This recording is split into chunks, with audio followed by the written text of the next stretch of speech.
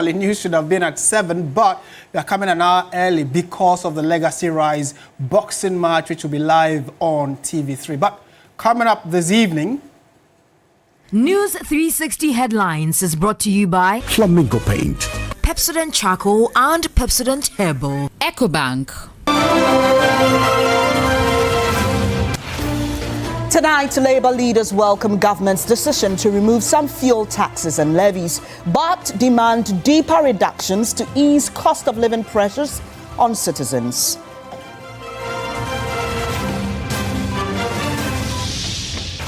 also coming up, family planning supplies uncleared at Ghana ports since 2024 as CSOs call for urgent action to clear commodities.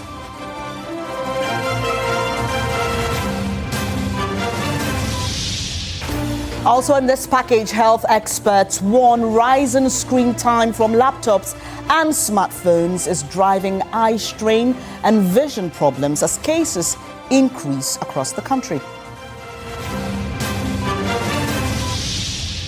Later in business, Chamber of Oil Marketing Companies backs tax cuts as fuel prices soar 30% at the local pumps.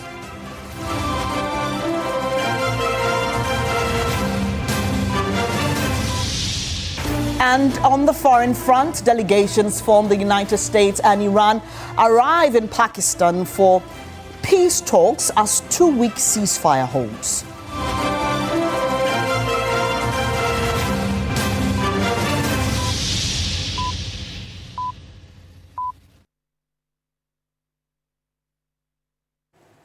We are live around the world on 3news.com. We are also streaming on Facebook and on YouTube, and your comments are always welcome. My name is Martin Asiedudate. And I'm Bernice Abubeidulansa. Let's take a look at the details now. Some labor union leaders have welcomed government's decision to remove some taxes and margins on fuel to cushion the public. They insist the reduction must be substantial to have a meaningful impact on the cost of living. Labour Affairs correspondent Daniel Opoku has more.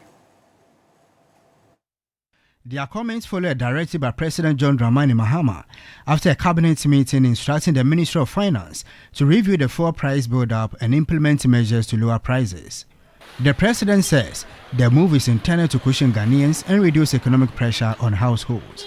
A day after the announcement, Organized Labour has commended the initiative, but raised concerns about its broader economic implications. Labour leaders are urging government to clearly outline how it intends to generate revenue to offset any deficit that may arise from the reduction in fuel-related taxes. For me, I think if all the taxes are even removed, I'll be happy. And if it's not possible, at least 40%, between 30 and 40% of those taxes must go. If it goes, I think definitely it will have very positive impact on the Ghanaians and the Ghanaian workers. I commend government for this kind of intervention, but the other problem I have is the kind of deficit that this particular arrangement will create somewhere. And when that happens, where will government get money to go and fill? Will some developmental projects suffer? Government is the one who come and tell us. Expected him to wait after the cabinet meeting. You've given your ministers assignment. Let them do it. Now today is what? 10th. 6 days from today. The prices of everything is going to start increasing. And they will not wait.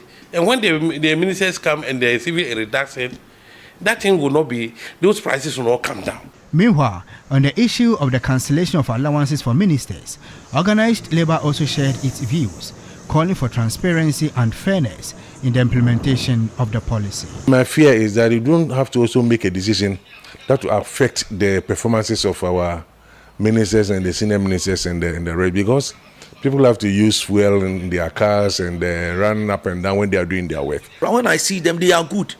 They are temporary. Let us build systems that can stand the test of time. How best can we support our secondary schools so that government will take off its hands and so that the secondary schools can be self-financing? We are also watching. After all, who knows how much the minister is paid? Who knows how much fuel is given to the minister? If the minister is not even giving fuel, his agencies, don't they have fuel that they give him? There are a whole lot of things. We're in Ghana. We know what happens. And so some of these things, it rather brings anger to the ordinary Ghanaian. In a related development, transport operators are still holding off on any decision to increase fares despite the government's announcement following Thursday's cabinet meeting on fuel price reductions. While the meeting has been concluded, uncertainty remains over which specific taxes and levies will be scrapped and the exact impact on fuel prices. Deborah Abamensa has more in this report. Fuel prices in Ghana continue to be largely driven by global market forces, with about 60% of the pricing formula linked to ex-refinery costs, mainly international oil prices and the exchange rate. Taxes and levies make up 24%, while margins for oil marketing companies and bulk distribution companies account for 16%. Key levies include the Energy Debt Recovery Levy, Road Fund Levy, Special Petroleum Tax, and One City Development Levy, introduced to help raise about 5.7 billion Ghana cedis annually to tackle over $3.1 billion in energy sector debt and prevent power outages. But despite the cabinet meeting, transport operators say they are yet to receive official communication on the outcome. To convey the meeting that he promised. So after the meeting, we also have some questions, to ask the transport minister before we can also take a decision. Because all we are looking for is to see the fuel price coming down. But if they fail to do that, then it means that we also have to organize ourselves, by increasing our transport fares. With petrol selling at about 13 cedis 30 pesos and diesel at over 17 cedis, operators warn that without significant reductions, transport fares could go up. Meanwhile, government introduction of 100 buses to ease transport challenges has been welcomed by unions, although concerns remain about pricing differences with private operators. We know very well that during the peak hours, passengers used to be stranded. And if they want to bring in these buses to come and support, we don't have any challenge, prior to that. But then, initially, the charges of Ayalolo is quite different from the private sector. It's already there. But I don't know if they are going to reduce it again, of which I know very well that it's not going to happen like that. It's welcome. And even I believe that if they are to employ drivers, it's our drivers that are going to be employed to use these buses. Energy experts also caution that while tax cuts may provide short-term relief, they do not address the structural issues affecting fuel pricing.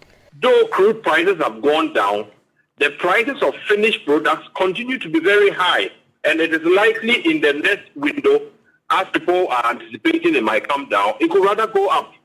And so the more sustainable thing will be, in addition to the taxes, also build stronger buffers using toll, using bus. With the cabinet meeting concluded, attention now shifts to Transport Ministry's engagement with unions as commuters and operators await clarity on fuel price reductions and whether transport fares will remain unchanged.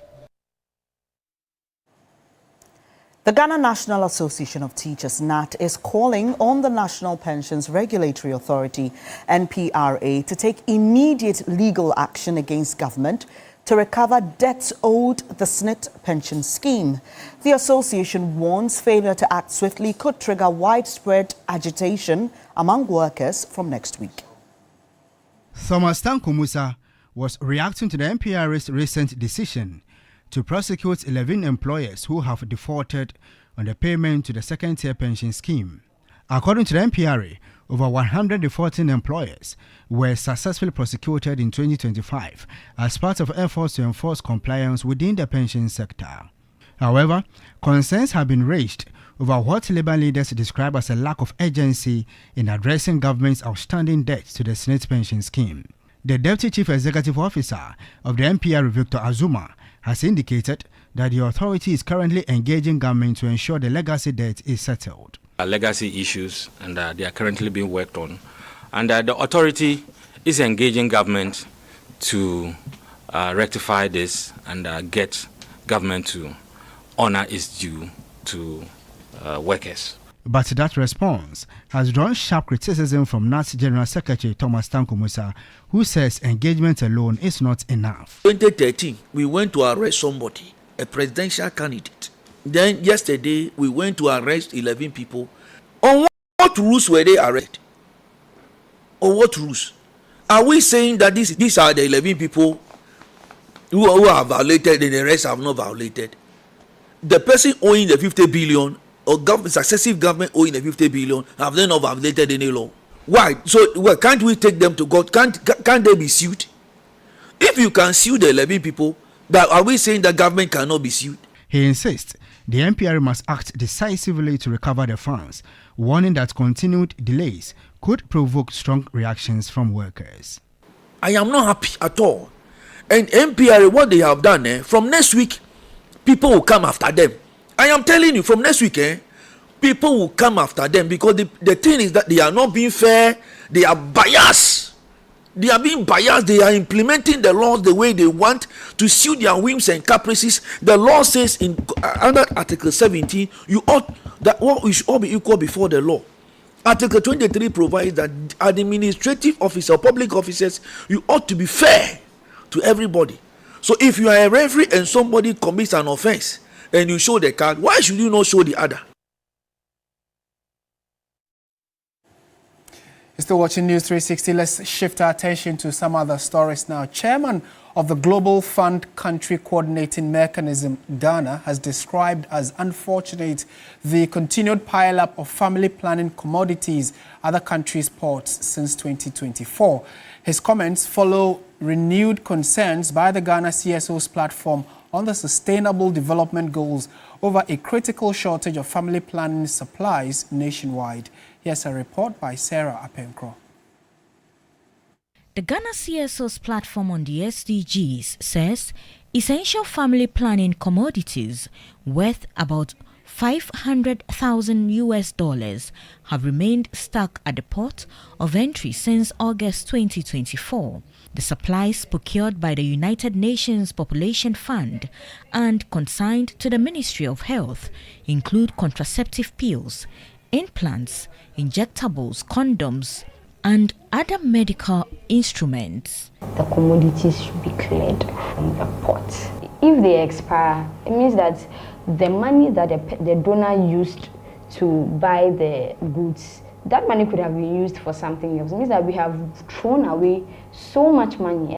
The chairman of the Global Fund Country Coordinating Mechanism in Ghana says the recurring delays in clearing essential reproductive health supplies, despite earlier complaints 2 years ago, raises concerns about coordination and responsiveness within government systems. The president has got to ensure that we put in place a mechanism that will address this issue once and for all. It doesn't speak well of us as a country that partners donate items that we need and we just show complete nonchalance in clearing the commodities. It is not the best. Meanwhile, President Mahama, during an engagement with CSOs, directed the Minister of Health and the Finance Minister to address the issue after it was raised by Send Ghana. Tax on family planning items, Minister of Health and Minister of Finance, if you look at it, I wasn't aware of the tax. There was a time I heard about condom tax, but I thought that was in the past. I'm not aware that these taxes still exist. So Minister of Health and Minister of Finance, let's take a look at it. The civil society organizations say urgent action is needed to prevent disruptions. Family planning methods are the only thing that enables young women and girls to make informed decisions about their reproductive health rights. And indeed, a likely shortage at the health centers of these commodities will spell doom for us as a people. Sarah Apenkro, TV3 News, Accra. Still on health-related matters, from laptops to smartphones, screen time has become a constant part of daily life. Health experts are raising concerns about a growing number of people experiencing eye strain and vision problems. So what is causing this trend and how can it be prevented? Christabel Success-Trevor reports. From early morning messages to late night scrolling, many people spend hours each day on screens. For work, school, and entertainment, digital devices have become unavoidable. But this growing dependence is coming at a cost. More people are beginning to experience symptoms linked to what experts call digital eye strain. When we talk about digital eye strain, it's as a result of the prolonged use of electronic gadgets. You are, in a minute, you are supposed to have somewhere around 15 to 20 blinks. But due to the prolonged staring of the screens, you tend to have a reduced blink rate, which may lead to another condition called dry eye. That is why sometimes they come with burning sensation, they come with watery eyes. The average person today spends several hours on screens daily. But how much is too much, and what is it doing to our eyes? For many, the effects are already being felt, often ignored until they become severe. I used to be on my screen for about 10 to 11 hours a day, but then I realized I was kind of bad. So now I think it's about 4 to 6 hours with breaks in between. I used to get a lot of migraines. Then I got the blue light filter and it's improved. For years, I spent quite a bit. Even when we study a lot on our laptop. I had very dry eyes. Optometrist Dr. Andia Sari-Entry says these complaints are becoming increasingly common. Being transient blurred vision, sometimes you are looking at something, it becomes very, very clear, but for a very short period of time, the vision becomes somehow blurred. And they also present with watery eyes, burning sensations, and neck pain and shoulder pain. Digital eye strain can present in several ways, including dry eyes, blurred vision, headaches, and difficulty focusing. It is often caused by prolonged screen use without adequate breaks. Habits like prolonged screen exposure, poor lighting, and using devices late into the night can make the problem worse. Under the corporate workers, bankers especially, they usually present such cases and such complaints. So students and corporate workers. Yet, despite these risks, many people admit they do little to protect their eyes. Health professionals say cases of eye strain and related vision problems are on the rise, particularly among young people and working adults. Experts recommend simple steps to reduce the risk. You don't have to sit behind your PC, you don't have to sit behind your phone for a prolonged period of time. What you have to do is you need to take short breaks. We usually have a rule called the 20-20-20 rule. And we say that for every 20 minutes, you look at something at 20 feet for 20 seconds. So I want to recommend blue UV lenses for corporate workers, students, children, will help filter the harmful blue light. In a world where screens are almost impossible to avoid, protecting your eyes may come down to simple daily habits, because when it comes to your vision, prevention is always better than cure. Christabel Success-Trevor, TV3 News, Accra. In more news this evening, concerns are growing over the use of artificial intelligence at Ghana's ports, with traders and freight forwarders citing inflated valuations and a lack of transparency. While government says the system is meant to curb revenue leakages and improve efficiency, stakeholders argue its rollout has been rushed and costly. The government in January announced its intention to deploy the Publican Trade Solution, an AI system from February 1 this year, to improve and facilitate import clearance at the country's entry ports, starting with the Tema port. The Publican Trade Solution is meant to assist customs officers determine the real value of imported goods declared in the customs system. But speaking on TV3's agenda, representatives of the Ghana Institute of Freight Forwarders and the Ghana Union of Traders Association questioned the data driving the AI system.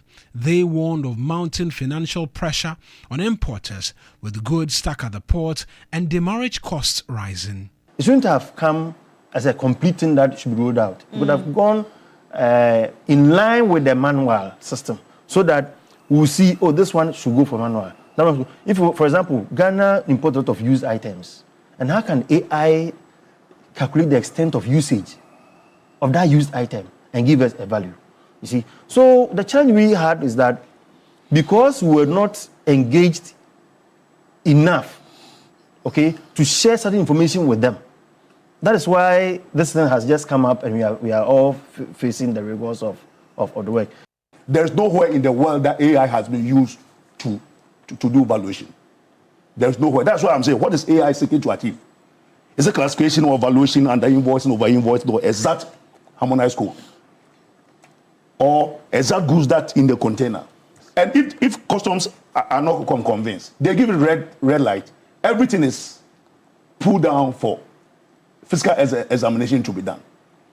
President Mahama, speaking at the Kwu Business Forum, acknowledged the concerns and directed the finance minister to increase police sessions to address disputes. I've heard a few complaints about unfair imposition in terms of what duties and levies have to be paid. And so the ministry has an appeal system. So far, it is held 2 days in a week. I have advised that they increase the number of days. And so if you have your legitimate invoice and you think that the duties and levies that have been imposed are higher than you actually should pay, I'm sure if they are lower, you even decide to appeal, you'll be happy and go away. But if they are higher, then you normally take it to the appeal. They go through the process and they vet your invoice. And if it is justified that, yes, you have been overcharged, the appropriate duties and levies are reduced. The publican system aggregates data from multiple sources in real time, comparing values of the same goods from the same sources to identify discrepancies in declarations or confirm them. The 2026 MTN SME Clinic has taken center stage at the Ashanti Fest, empowering young entrepreneurs with skills, funding and mentorship to transform business ideas into reality. The initiative forms part of MTN's broader commitment to tackling youth unemployment and supporting small businesses across Ghana. The SME Clinic featured a competitive business pitch session where participants presented practical solutions leveraging MTN's digital ecosystem. Beyond funding, MTN says its focus is on long-term impact that includes providing mentorship and capacity building to ensure sustainability. As part of the Ashanti Fest, we realized that there are a lot of ideas that entrepreneurs have. So MTN Business used the opportunity to nurture this idea for it to come to reality. A seed money of 10,000 has been allocated for the winner. We believe that the ideas that they brought is a practical idea. So we have a monitoring team that will take them through the journey.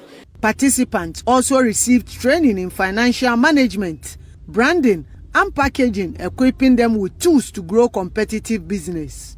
Ashanti Regional Minister Dr. Frank Amwakwene commended MTN for partnering with stakeholders to promote innovation, especially among the youth and women. No business idea is too dumb, and no business idea is too sharp. What it takes is your dedication or commitment in making sure, say, vision crowd about to our pace. The winning team, NOLAB Technologies, students from the Kwame Nkrumah University of Science and Technology, outlined plans to invest the seed capital. The first thing we are going to do is to set aside 9,000 Ghana cedis, and that's purposely for our servers and then the hosting of the platform. And then we are going to set aside 7,000 Ghana cedis to get one good laptop. We are also setting aside 4,500 for our campus ambassadors. The MTN SME Clinic continues to position itself as a catalyst for entrepreneurship, with organizers hopeful that initiatives like this will drive innovation, create jobs, and strengthen Ghana's SME sector.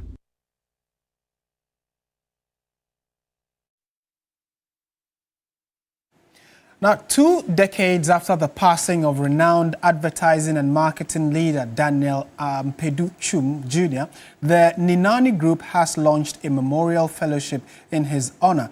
The initiative, which is also a book launch, was unveiled at the Labadi Beach Hotel in Accra, brought together leading figures in Ghana's marketing and communications industry. Speakers at the event highlighted Daniel Chum Jr.'s vision, leadership and dedication to excellence. They described the fellowship as a meaningful step in preserving his legacy while investing in the next generation. Reverend Albert Okran was the keynote speaker for the event. Daniel Ampedi Chum Jr. was not just another great CEO or founder. He belonged to that one of a kind class of people that you couldn't put a finger on. You met them once and could never forget them for the rest of your life. How do we ensure that the legacy of talent and enterprise is effectively passed on to another generation of creative and innovative leaders? It will take strategy, intentionality, and commitment. The chief executive for the Ninani Group, Joel Nete, spoke about the fellowship and the book that was also launched to commemorate the occasion. Now, the difference between this fellowship and just a regular award scheme is that it's now deliberately opening up to everybody, not just one particular school, not just one particular faculty, but everybody who believes or are interested in a career within the marketing communications industry, especially the creatives. And we'll shortlist to a certain number. That number then get on an annual basis onto the fellowship and are going to be mentored. You saw the list of faculty, solid people from academia, solid practitioners, and are going to mentor them for a 3-month period. That is not just mentorship, that 3-month period, they also get stipends. This book essentially is a rule book of sorts, very easy reading, 150 rules, broken up into 11 parts for young people, old people who want to refresh. As Ghana's marketing landscape continues to evolve, the D.A. Chum Jr. Fellowship is expected to promote mentorship, hands-on learning, and creative industry exposure for Ghana's up-and-coming creative leaders. The National Anti-Illegal Mining Operations Secretariat, NIMOS, has arrested 2 illegal miners who allegedly attempted to bribe a task force with 30,000 cedis during a patrol on the Ankobra River. According to NIMOS, at about 12:50 p.m. on Thursday, April 9, the task force on routine patrol along the Ankobra River at Durabanso in the Nzima East District intercepted 2 individuals actively engaging in illegal mining activities. The suspects were observed mining in a manner that contributed to severe pollution of the river, prompting their arrest. As the task force began destroying Chamfan machines mounted on improvised boats, the site owner and his accomplice reportedly approached officers and attempted to bribe them with 30,000 cedi to halt the operation. The task force says it rejected the offer, seized the money as evidence, and confiscated 1 outboard motor used in the illegal activity.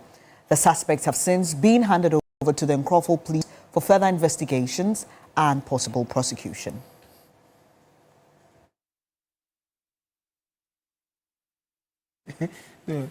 I'm laughing at the way he's busily counting the bribe money. It's interesting, isn't it? Well, you're watching News 360. We'll be back with more news. Do stay with us.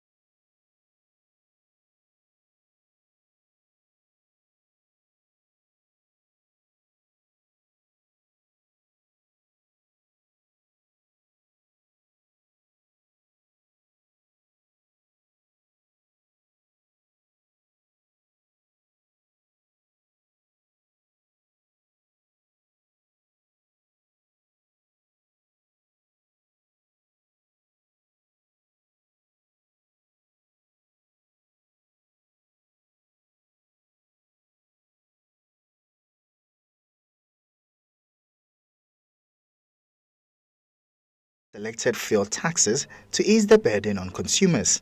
The chamber says the move is long overdue, but insists more targeted action is needed. Long-awaited wish of the industry that today we have seen results, but we don't have premature excitement because we still don't know which tax are being considered. We don't know which margins are being considered yet.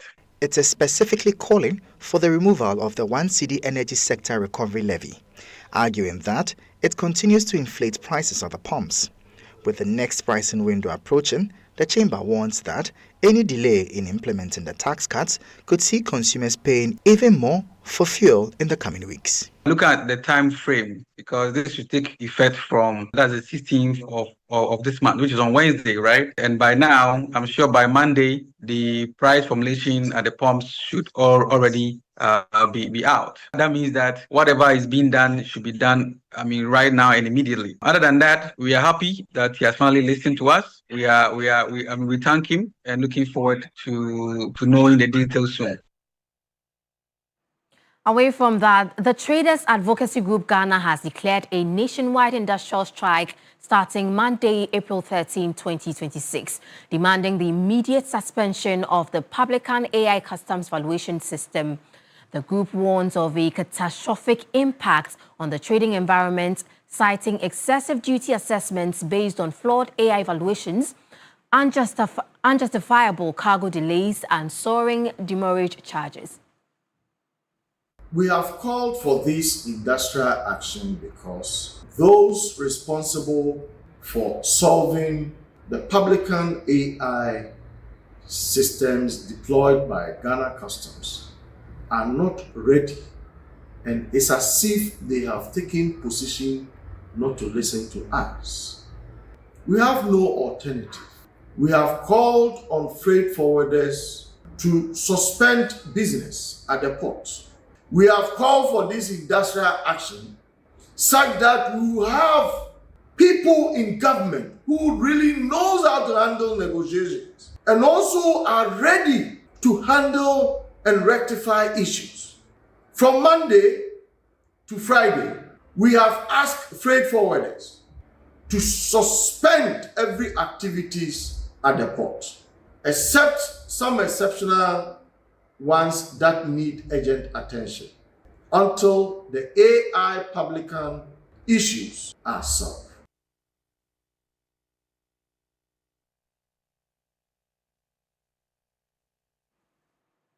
In more news tonight, the Importers and Exporters Association of Ghana has officially declared its support for the Publican AI system, distancing itself from groups using the association's past criticisms to oppose the technology.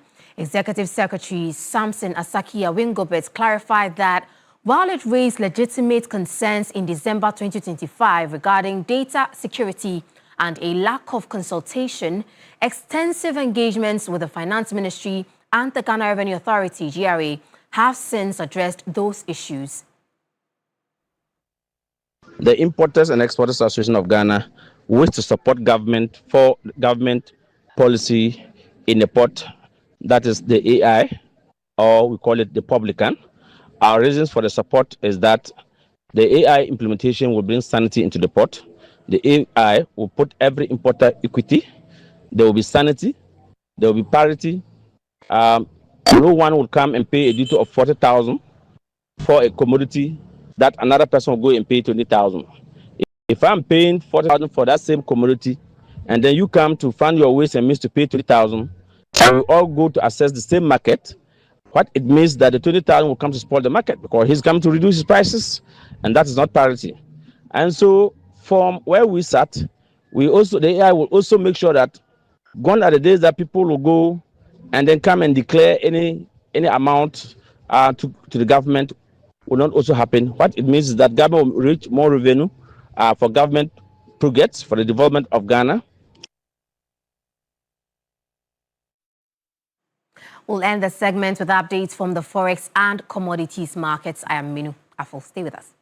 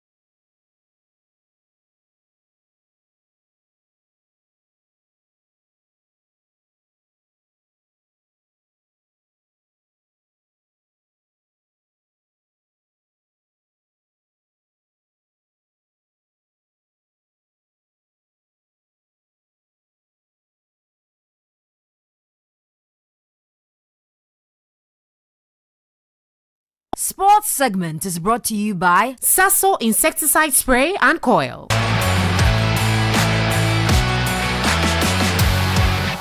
evening and welcome to the sports segment here on News360. My name is Shek.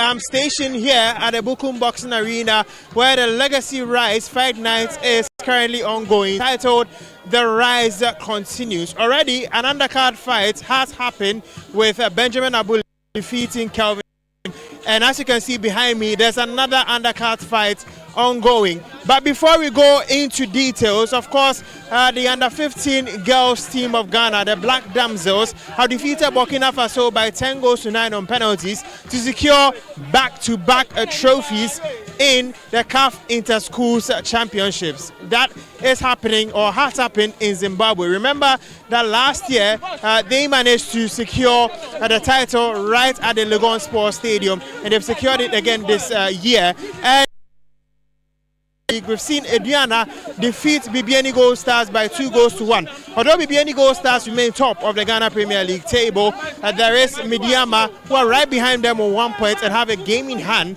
and are expected to also be hosting Asante Kotoko, hoping to get back to the top of the Ghana Premier League table. Now to the fight, we'll be engaging a few of the fans who have come over to the Bukum Boxing Arena to witness these fights happen. At the moment, there are undercard fights ongoing before the main events actually do happen. So I'm going to interact with a few people here in the stands, and I'm going to start off with this gentleman seated over here. Chairman, what be your name? I'm Collins. Collins, nice to meet you. Is this your first time here at the Bukum Boxing Arena? Yeah, this is my first time here. It's your first time? Okay. I mean, what pulled you here? What fighters are you hoping to see? Actually, I came to observe. I've never been here before, so I'm not here for a particular fighter, but I'm here to observe. You're here to observe? Okay. So do you hope to have a very nice experience here? Sure. All right. Okay. So I'm going to speak to some other people over here. Chairman, what's your name? I'm Cecil. Cecil, is this your first time here at the Bukum Boxing Arena? My first time. This is your first time. I mean, what fighter are you hoping to see? Which boxer are you looking for? Theophilus Lopez. He's in the face of Ghana boxing at the moment, so we are all throwing our support behind him. You said you're here for Theophilus Lopez. You believe he can win? Yes, he can win. Hands down. Hands down. Okay. I'm going to talk to a lady over here. Young woman. Hello. Good evening to you. You're live on TV3. What's your name? Mabel. Is this your first time at the Bukum Boxing Arena? It's my first time. Okay, which boxer are you hoping to see? I'm waiting for the ladies boxing. The ladies boxers. Okay, so there's Amasedem of Ghana, and then there's a Cape Verde fighter. Are you rooting for the Ghanaian? Yes, please. Okay, so we'll see whether Amasedem actually wins a bout. But let me talk to this gentleman here as well. Chairman, what's your name? I'm Felix. Pardon? Felix. Is this your first time at the Bukum Boxing Arena? This is my first time. This is your first time. So which boxer are you hoping to see? I am here to enjoy myself, so I just want to enjoy it. You just want to enjoy it? Yeah, that's all. Indeed, some new arrivals here at the Bukum Boxing Arena, hoping to have a very great fight. Now, remember that the Legacy Rise Sports did conduct a similar event at the Legon Sports Stadium back in December. And now they're back again, this time at the Bukum Boxing Arena, conducting another big event. And Chairman, yeah, what's your name? I'm Patrick. Patrick, nice to meet you. Is this your first time here? Yeah, actually, yes. Okay, which boxer are you hoping to see? Oh, actually, I don't have any interest. It's a Friday night, so I feel like I have to come and entertain myself. So it's a form of entertainment for this young man here. Let me talk to one or two more people to gauge their mood. Chairman, no, I'm coming to you. What's your name? Abi Kwesi. Kwesi, is this your first time here? Yeah, this is my first time here. Okay, which boxer are you looking for? Actually, I came here with a friend, so I don't know any boxer yet. Yeah. Okay, but you are hoping to have a very good time tonight? Yeah. Sure. Indeed. So hopefully for him, he has a very good time tonight. And let me talk to one more person. I can see someone very animated over here. Chairman, hey Chairman, what be your name? Kissy, clean out Kissy. Kissy? Yeah. Who are you supporting? I'm supporting Anani. Anani? Yeah. Oh, is he your friend? Yeah, he's my friend from Kokomemle. Oh, I see. Apart from Anani, who else are you hoping to see? Me only Anani. That's why I come here. I see. He's supporting Anane. And as you can see, moments ago, he was very, very animated here at the Bukum Boxing Arena. Of course, there'll be a number of fights, including the main bout, which is Theophilus Alote. He will be facing Erastus, who happens to be from Namibia in Africa. And then for the women's division, of course, Sedem would also be in action. She did win back in December, and she's hoping to defend her title here at the Bukum Boxing Arena. And that's it for the sports segment here on News 360. My name is Bill Ishen.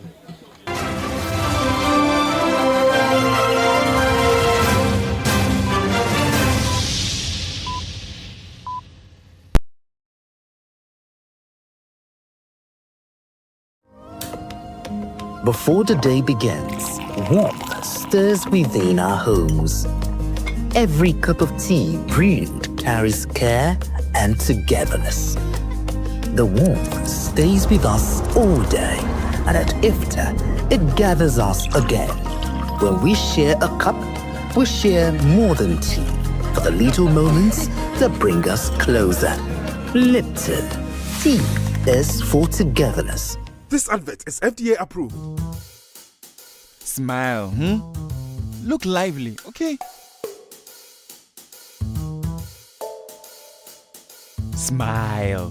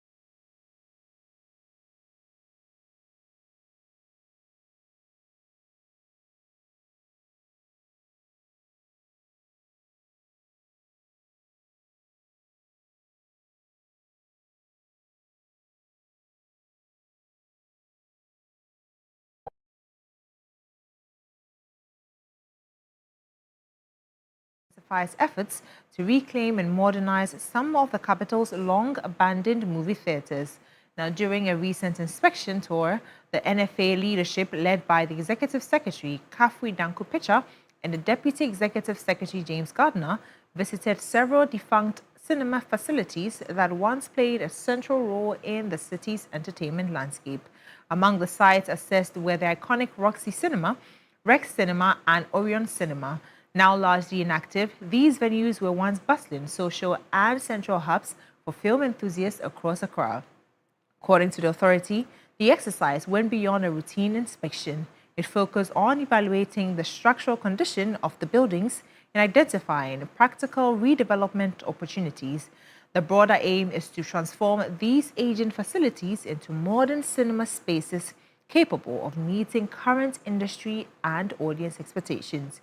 Beyond physical restoration, the NFA sees the initiative as a strategic move to stimulate economic and creative growth.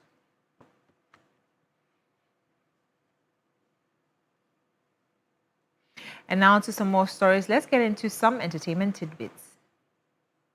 Born hip-hop icon Dr. Dre has officially joined the Forbes billionaires list. The 61-year-old born Andre Young is also ranked among Forbes' greatest self-made Americans.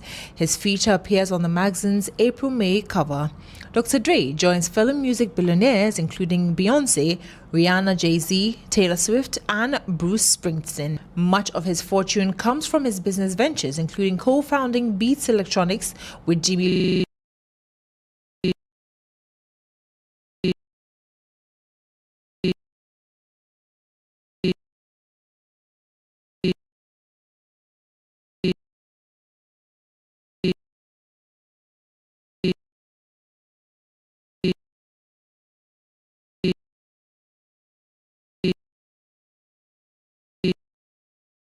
at the presidency alongside the Ghana Tourism Authority and other key stakeholders. Several initiatives have been introduced to deepen engagement and create meaningful cultural connections for diasporans. Well, that's it for the entertainment news segment here on News360. My name is Noella Donko. Thank you very much, Noella. Let's bring you news from other parts of the world. And US Vice President J.D. Vance and Iranian officials are heading to Pakistan for peace talks. The negotiations are set to begin this weekend in Islamabad after Pakistan Prime Minister Shehbaz Sharif formally invited both sides to pursue talks towards a full settlement of the war. The war has so far killed thousands of people across multiple countries, shut down the world's most critical oil passage, and sent energy prices soaring.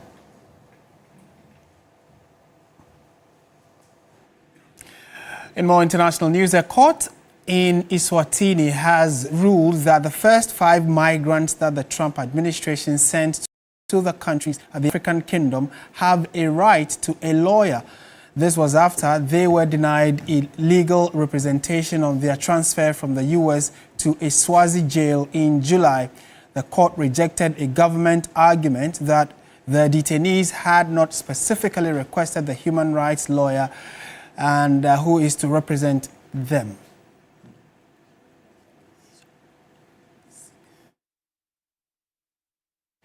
And that's it for our package this evening. Thank you very much for watching. Like we indicated, we brought you News 360 an hour early because of the Legacy Rise boxing bout, which comes on your screens right after this.